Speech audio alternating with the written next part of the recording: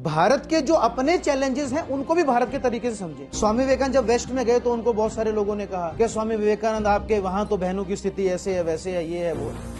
स्वामी विवेकानंद बोले कि मैं कलकत्ता यूनिवर्सिटी में पढ़ता था, मेरे साथ बहुत सारी बहनें पढ़ती थी, और तुम जो हार्वर्ड वाले अपनी हवाबाजी यहाँ कर रहे हो, तुम्हारे यहाँ 300 वर्षों तक बहनों को अलाउ नहीं किया गया यूनिवर्सिटी में पढ़ने के लिए, तुम हमें बताओगे भारत को कैसे ग्रो करना है। मैंने फिर हार्वर्ड यूनिवर्सिटी की वुमेन हिस्ट्री देखी, गूगल करी, जैसे आप सुन रहे हो, अभी आप कर लो, मैं पढ़ रहा था, मैंने तुरंत करी, और मैंने देखा कि लगभग 250-300 वर्षों तक एक पूरा सेगमेंट आएगा women history of Harvard university. 250-300 वर्षों तक बहनें वहां रह सकती थी अपने हस्बैंड के साथ कैंपस में, but they were not allowed any course in the university campus. और ऐसी बहुत सारी प्रतिष्ठित यूनिवर्सिटीज आपको मिल जाएंगी पश्चिम की, जहां पर यही सब होता है। पहले प्रधानमंत्री बनते हैं पंडित नेहरू, उनकी 2 विशेष पुस्तकें हैं, पढ़ सकते हैं समय हो तो। पहली the glimpses of the world history 1934 का पब्लिकेशन है, दूसरा द डिस्कवरी ऑफ इंडिया 1946 का पब्लिकेशन। पंडित नेहरू इसमें लिखते हैं Swami Vivekananda's form of nationalism is a Hindu nationalism. It is not anti anyone, it is not anti Muslim, it is not a narrow nationalism. Swami Vivekananda came as a tonic to the depressed and the demoralized Hindu mind. He gave self-reliance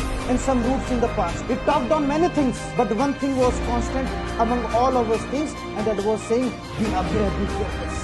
तो स्वामी विवेकानंद का जब कहीं कार्य हो रहा हो तो आप उसको बिल्कुल आइडियोलॉजिकल बैरियर में मत देखिए।